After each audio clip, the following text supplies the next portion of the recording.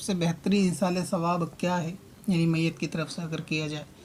तो बेहतरीन इसाले सवाब जो है, हर किस्म का आप सवाब जो इसाल कर सकते हैं, जो भी आप नेकी का काम करें, यहाँ तक कि अपनी नमाज़ों को भी इसाले सवाब कर सकते हैं। लेकिन वो इसाले सवाब जो सवाब जारिया के हुक्म में हो, यानी ये कि जिसका सवाब लगातार मिलता रहे, कोई ऐसा नेक काम या नेक सामान के ज़रिए जिससे मुर्दे को नफ़ा पहुँचता रहे, वो इसाले सवाब। आम इसाले सवाब से यानी बेहतर है कि जैसे खाने वगैरह से या किसी को कपड़े वगैरह पहनाने से, कि ये मुद्दत तक ही रहे। मसलन ये कि किसी बच्चे का कुरान पाक लगा और आपने किसी मरहूम के नाम से उसको कुरान शरीफ दिलवा दिया, तो अब जब तक ये कुरान पढ़ेगा जब तक इसका सवाब इंशाअल्लाह ताला मिलता रहेगा। इसी तरह मस्जिद बनवाने में आपने मदद कर दी, कहीं मस्जिद का तामीरी काम या मदरसे का तामीरी काम है उसमें मदद कर दी, या किसी तालिब इल्म को दीनी किताबें मदरसे में दिलवा दी, तो जब तक उससे इल्म दीन हासिल किया जाएगा तो उसका इसाले सवाब मिलेगा। या फिर किसी तलबा की आपने ज़िम्मेदारी ले ली कि ये फ़लाँ स्टूडेंट के मदरसे के खाना पीना ये हमारे ज़िम्मे रहेगा, कि जब तक ये आलिम की पढ़ाई करेगा तो हमने इसको सारी जो है ना इसकी ज़िम्मेदारी हमारे सर पे, और आप एक तरीके से उसकी परवरिश करें, उसको खाना पीना कपड़े का इंतज़ाम करें, तो इस तरह भी इसाले सवाब ये अच्छा रहेगा कि इससे जो है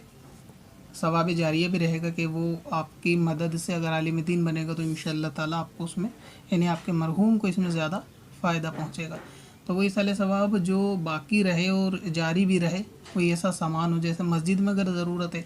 पानी की टंकी की, वाटर कूलर की या चटाई की, वहाँ ज़रूरत है तो उसको लगवाते, तो जब तक वो सामान बाकी रहेगा उसका लोग इस्तेमाल करते रहेंगे, तो ऐसी सूरत में सवाब मुर्दे को पहुँचता रहेगा। और इसमें एक सबसे बेहतरीन काम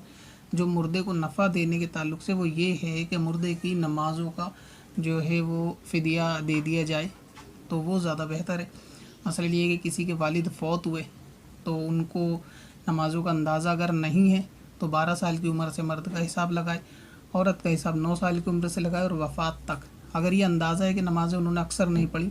तो सारी नमाज़ों को काउंट करके अपनी मस्जिद में जाके इमाम साहब से जो है वो फ़ितरे के रेट मालूम कर ले कि क्या कीमत है, तो एक नमाज का एक फ़ितरा बनेगा, तो इस एतबार से सारी नमाज़ों का फ़र्ज़ का फ़ितरा और वितर का, तो ये सब अंदाज़ा लगा के आप इसाले सवाब करेंगे ना, तो उनके लिए ज़्यादा आसानी होगी, क्योंकि कब्र में जो पहला सवाल है वो नमाज के ताल्लुक़ से।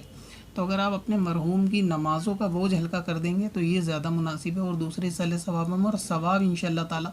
इसमें भी मिलेगा। तो करना ये चाहिए कि जैसे आप पे रकम 10,000 की है और नमाज़ों का टोटल जोड़ना आपके 1 लाख रुपए का बैठा है, एक मिसाल समझ लें, वैसे ज़्यादा बैठेगा अगर किसी ने सारी उम्र नमाज नहीं पढ़ी, लेकिन अगर अंदाज़ा समझ लें कि 1 लाख रुपए और आप पे 10,000 रुपये, तो आप किसी गरीब के साथ उसको जो है ना वो हीला भी कर सकते हैं, शरई हीला। इसकी तफसील इमाम साहब से मालूम कर लें मस्जिद में जाके, तो प्रैक्टिकली आपको समझा देंगे। किसी गरीब शरई फ़कीर को आप पकड़ लें, वो 10,000 रुपये आप उसको दे दें, 1 लाख आपको उतारने, यानी नमाज के एवज़ में 10,000 रुपये दे दें, फिर वो हाथ में कब्ज़ा लेने के बाद आपको वापस तोहफे में दे देगा। जब आप इसके फिर मालिक बन जाए कब्ज़ा लेने के बाद, फिर आप इसको वापस दे दें, तो दूसरा देने से 20,000 उतर जाएंगे, तिबारा देने से 30,000, तो इस तरह आप उसी 10,000 से 1 लाख उतार सकते हैं, और आप चाहें तो 10,000 से 50,000 उतार के फ़कीर को वापस दे के रुखसत करें, फिर दोबारा 10,000 का इंतज़ाम हो तो इसी तरह 4-5 बार हीला करके आप उसको 1 लाख रुपये उतार सकते हैं। और ये सब के लिए हुक्म आम है, तो इसाले सवाब में अक्सर मरहूमों के साथ ये मामला करना चाहिए कि जो उनकी औलादें सारी रकम को जमा कर ले जो उनके लिए इसाले सवाब करना है। मसलन ये कि बरसी का इंतज़ाम है कि अगले साल बरसी में क्या करना है, तो सब लोग धीरे धीरे पैसा जोड़ें और साल में आखिर में सब जमा कर दें कि भाई सारा जमा होने के बाद 20,000 25,000 हुआ है, उनकी नमाज का अंदाज़ा लगा के किसी भी फ़कीर को, मसलन ये कि अगर 25,000 हुआ है और आप ये चाहते हो 25,000 से 1 लाख का उतर जाए, लेकिन आगे थोड़ा अगले साल भी देना चाहते हो, तो 5-5 हज़ार के हिसाब से अलग अलग फ़कीरों के साथ हीला कर सकते हैं, क्योंकि एक को 25,000 भी ना दें, तो इस तरह 5,000 किसी के साथ हीला करके 3-4 बार उस 5,000 से 20,000 उतार के उसको देकर रुखसत कर दें, आखिर में उसे ही दे दें वो रकम।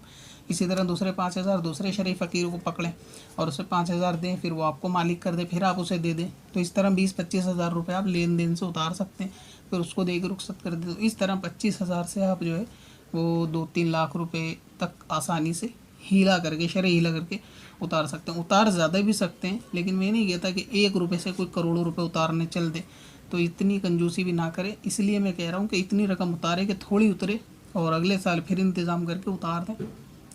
तो इस तरह से भी आप कर सकते हैं। ये मुर्दे के लिए ज़्यादा नफ़ा बख्श है कि अगर नमाज़ों का बोझ उस पे से हट जाएगा तो उसके लिए कब्र में और आखिरत में बहुत ज़्यादा आसानी होगी। और ये सबसे ज़्यादा ज़रूरी है आम इसाले सवाब के मुकाबले में। तो इस तरह करें कि नमाज़ों का उनकी फ़िदिया कफ़ारा वगैरह अदा कर दें। इसी तरह रोज़े का भी हो जाएगा। तो इसकी तफसील इमाम साहब से मालूम एक दफ़ा कर लें। मैंने आपको हिंट्स दे दिए। मस्जिद में जाएंगे इस बहाने कम से कम मालूम करने, तो इमाम साहब के साथ उठना बैठना भी होगा कि हमारे वालिद साहब फौत हुए हैं और इस तरह नमाज़ों का, ये रोज़ों का कुछ पैसा देना पड़ता है और हीला करना पड़ता है, फ़कीर को लेना देना, ये क्या सिस्टम है। तो इमाम साहब आपको फ़ेस टू फेस बेहतर समझा देंगे। और इसमें जो है ना वो क्रॉस क्वेश्चन भी आप कर सकते हैं। अगर सामने रहेंगे तो कोई आपका सवाल होगा, अभी वीडियो में आपका कोई पूछना चाहेंगे तो आप रिटर्न में नहीं पूछ पाएंगे। तो इस तरह जाके मालूम करें। लेकिन ये सूरत शरीयत में है, इसका फ़ायदा उठाना चाहिए। जिनके मरहूम जा चुके हैं तो उनको नमाज़ें जो उनके सर पे क़ज़ा बाकी हैं वो सबसे बड़ा जो है वो गुनाह है, क्योंकि नमाज़ों ही का मामला सबसे ज़्यादा सख्त है। तो इसके लिए आसानी करनी चाहिए।